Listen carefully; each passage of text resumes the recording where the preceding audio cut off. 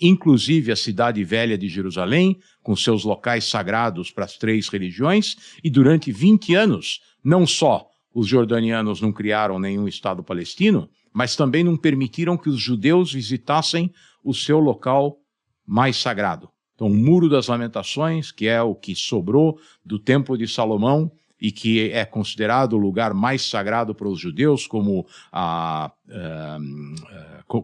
a Igreja da Natividade para os cristãos, ou o local onde se acredita que Cristo foi sepultado, o local mais sagrado para os judeus, durante 20 anos, foi um local proibido para a comunidade judaica e para os cidadãos de Israel. Uhum. Então, quando hoje se fala de criação de um Estado palestino independente na Cisjordânia e na faixa de Gaza, nós estamos falando daqueles territórios que durante 20 anos estiveram ocupados pelo Egito e pela Jordânia e que não tiveram nenhum interesse e nenhuma iniciativa para criar um Estado para os seus supostos irmãos palestinos. Uhum. Quando a gente fala de Palestina, eu imagino que o pessoal não entenda muito do retalho geográfico que é aquela região, né? São muitos países diferentes, juntos ao mesmo tempo, e como a gente tem uma distância muito grande, principalmente geográfica, né, e cultural, muita gente não entende exatamente quando a gente fala Palestina. Você está se referindo a um estado, uma população, não, um povo? A Palestina não existe. Uhum. Okay? A Palestina foi o nome que os romanos deram àquele território, que era o reino de Judá, que foi destruído pelos romanos, e que eles quiseram desvincular de tal forma da herança judaica, que eles deram um novo nome que é derivado dos filisteus da Bíblia.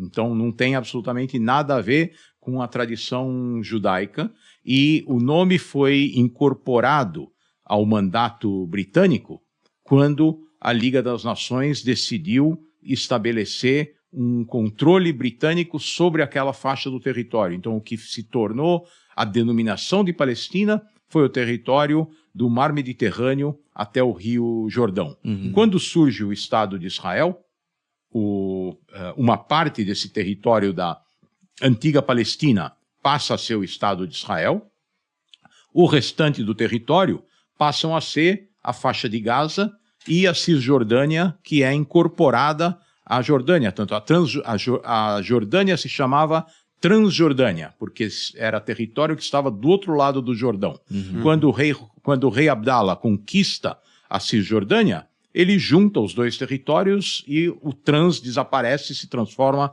em Jordânia, porque incorpora território dos dois lados do Rio Jordão. E aí desaparece o termo Palestina. O termo Palestina só vai voltar depois dos acordos que são feitos entre Israel e a liderança palestina em 1993, com o objetivo de avançar na direção da criação de um Estado palestino independente. Mas entendi. Palestina é um termo que desaparece em 1948 e só é utilizado pelos radicais palestinos que querem criar um Estado palestino no lugar de Israel e não ao lado de Israel. Então, aquela área foi dividida então, em Cisjordânia, faixa de Gaza e Israel. E um território autônomo de um país independente que surgiu em 1948. Entendi. E aí, essa faixa de Gaza, acho que essa é uma dúvida muito comum também, o que exatamente ela é? Porque as pessoas falam e muita gente não entende se é uma parte de Israel, se é uma fronteira, o que é exatamente. Bom, então voltando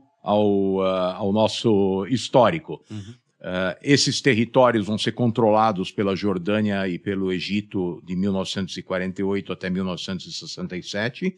Em 1967 vai haver um grande conflito entre Israel e os seus vizinhos. O Egito avança na direção da fronteira de Israel. No sul de Israel existe um porto chamado Eilat, que quem gosta de mergulho recomendo que vá mergulhar no Mar Vermelho, que tem os corais mais lindos do mundo.